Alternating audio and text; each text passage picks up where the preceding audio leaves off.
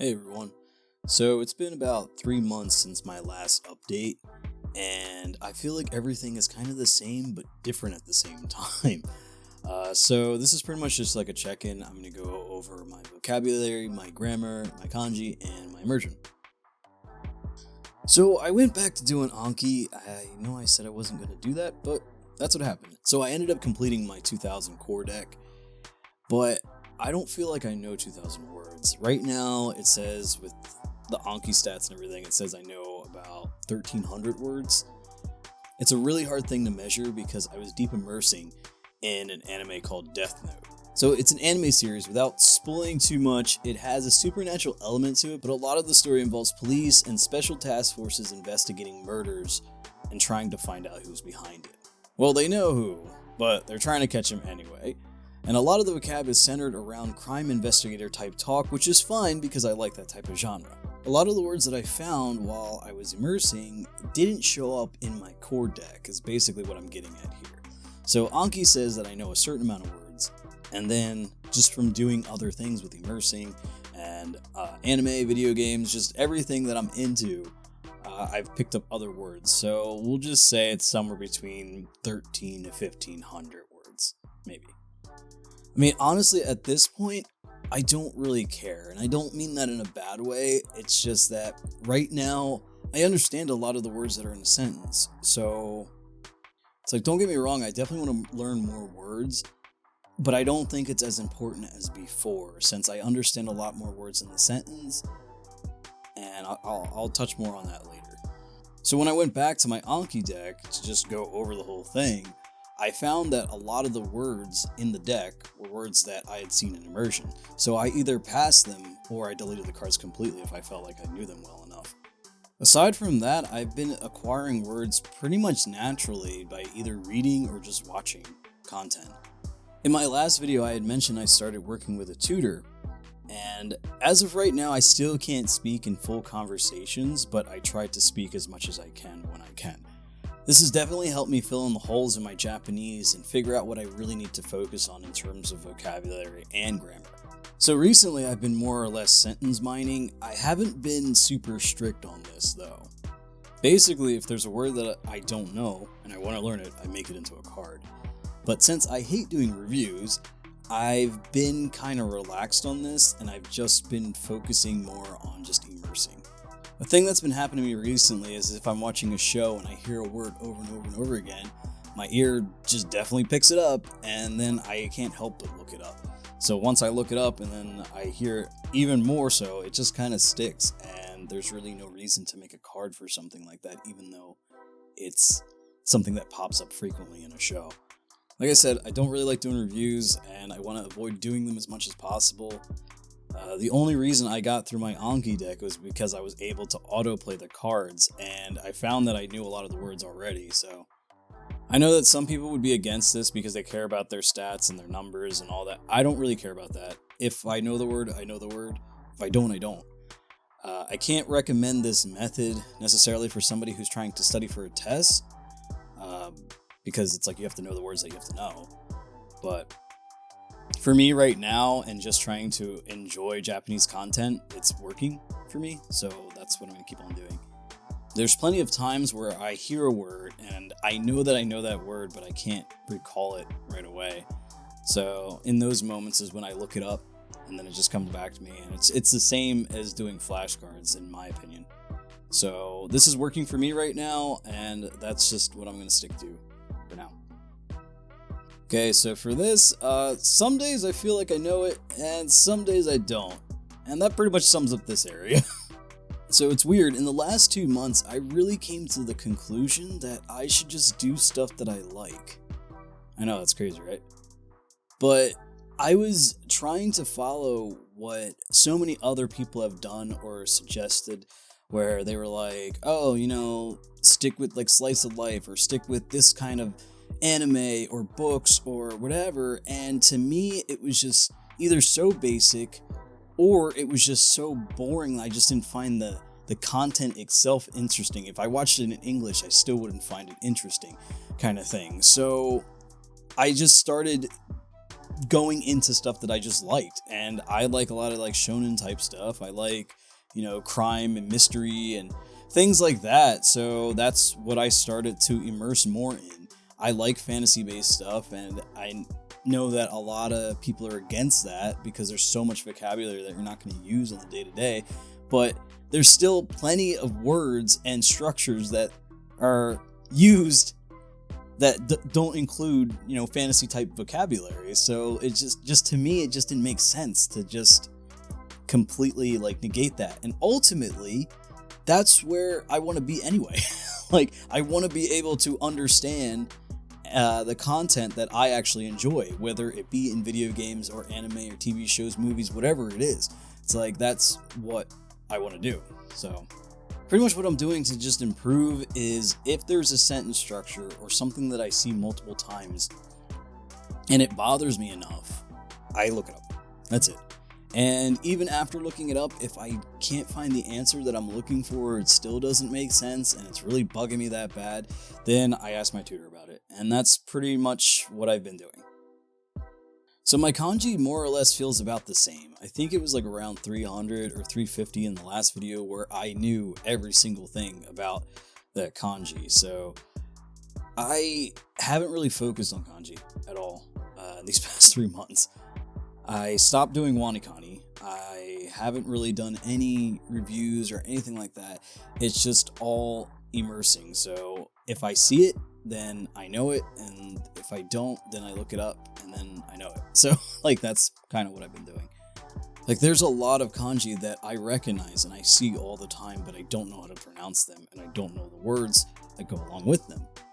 And it's a lot of effort to actually look up the specific kanji by either writing it or trying to just find it, and it just takes a lot of steps to just find just one part of it, and it's just too much extra time. I feel like it's just unnecessary. Yeah, as far as kanji goes, this is something that I'm choosing not to stress out about for now.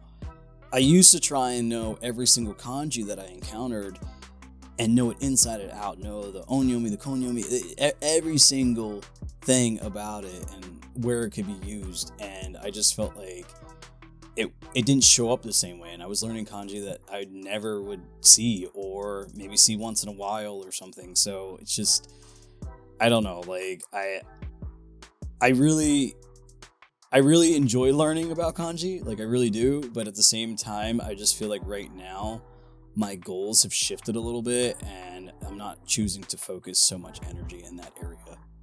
So this is a big change for me. Like I said, I stopped using wanikani. It's pretty much been a month or so about that.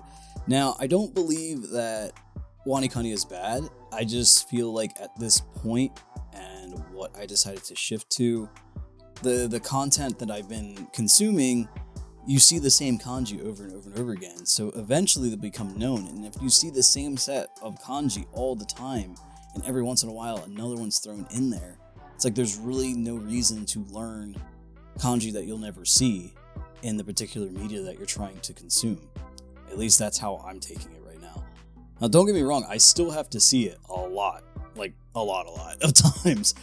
But I feel like because of my understanding of how, I guess, more or less kanji is put together, it's a little bit easier for me to figure out what this particular kanji is, or the meaning, or able to like break it down, if that makes sense. I also think because I focused more on vocabulary, I know a lot of the words in Japanese, so when I do see the kanji, it's really easy to actually associate the kanji with that word because I already know the word. So before, when I was doing wanikani, I was learning a kanji, then I was learning a word in Japanese, or multiple words in Japanese to associate with that kanji. So it wasn't just one thing, it was like 10 things that I would have to learn for one thing. So now, because it's just like I know one word to attach to it, it makes it a little bit easier. So as of right now, I've decided to kind of stop focusing on kanji. Most of the things I consume have furigana on it, which is basically just the reading over top of the kanji. So if I don't know how to pronounce a kanji, then I can see it right away and then keep moving. And I find that this is working a little bit better for me to just keep moving along. Even if I don't completely understand it, it's not like it's not the last time I'm ever going to see that thing, you know? So that's kind of what I'm going with. I still use Skritter from time to time for fun, but I don't really like dedicate time to it every day and say that I have to do this a certain amount of time a day. It's just more kind of like more or less if I'm bored and I have my tablet in front of me. Like right now, I'm just reading through books and reading games, and that's it. And that's kind of helping me a lot. At least I feel like it is. So as far as immersing goes, I think I am doing super well here. I figured out a schedule that works for me, and I kind of just go on and off between reading and watching things. Before I tried to do everything every single day. So I would try to read every single day a certain amount, and then I would try to watch like TV shows or whatever in a certain amount of time too. And my schedule just always didn't allow that, and sometimes I just didn't feel like it. So I think that now the way that I do things is basically just like I alternate them. It seems to be working really well for me right now. I also just stopped immersing in things that I just didn't find interesting. Whether people said they were easy or not, like if I found them interesting in English, or if I found them, engaging in English, then I would watch that kind of stuff. So shows that I would never ever pick up or even be interested in, I was trying to actually immerse in Japanese with, and it was just so boring to me, and it was hard for me to stay engaged, and I would tune in and out, and it's just like I would get half of it, and yeah, I just felt like at a certain point, it's like you're just kind of wasting time. So I also stopped using Pimsleur. I have completely different thoughts about Pimsleur altogether, so if you want me to make a video about that, I can. But I completely stopped that.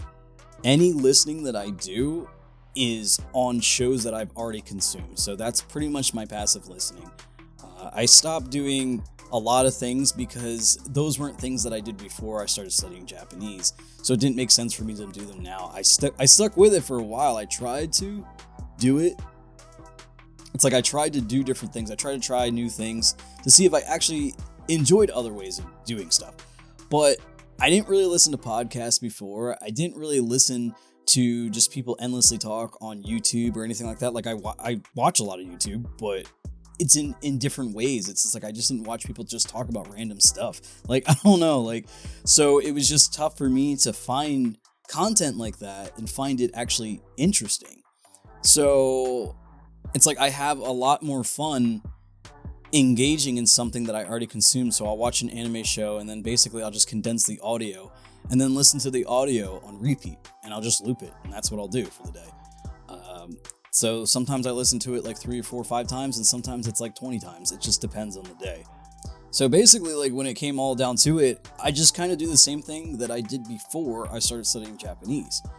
And that helped me in terms of, because it's like I was struggling sometimes with like motivation, and I was struggling with trying to fit it into my schedule. And now it just doesn't feel that way. It just feels like I'm doing the things that I liked doing before, and I just do it in Japanese. And that's it. Because this is like, it's definitely something that you have to do every day.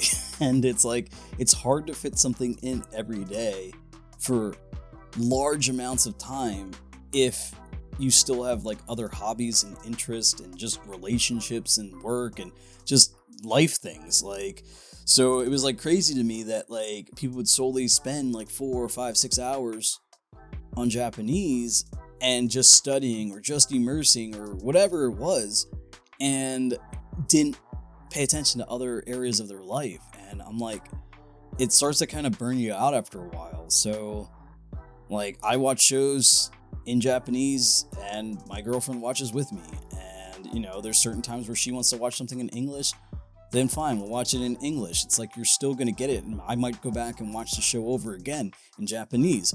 So it's just like that helps with the comprehensible input, and so it's just like about finding this balance in order for you to be able to do it all the time. And it took me a bit to figure it out and stuff, because I kept trying to do what other people were doing, and I didn't do honestly what was best for me. It's like I was really hoping that I was able to speak by 9 months, but I think it was mostly because of the way that I focused my studies. And I believe that if I focused more on vocabulary in the beginning, and I focused more on actually outputting all the time in the beginning, I would be further along. But I didn't do that. So I'm trying to focus more on output now and understanding how sentences are actually put together and things like that. So, and I think it's helping, and I think I'm moving along steadily. But I mean, if anyone is interested, I do stream sometimes, and sometimes I speak, but not a lot. It's more so phrases. I'm more or less reading what's on the screen. So, and that's pretty much it for my 9-month Japanese progress video. So I know I mentioned a few different study methods and tools and techniques and everything like that. So if you guys have any questions, just like leave them in the comments below, and maybe I can make a video on some things or other things, or whatever. And feel free to subscribe to keep up to date with my progress and study methods. Sometimes I live stream, and I'll live stream different video games, and it'll just be a fun time. We can talk and whatever. All right, later.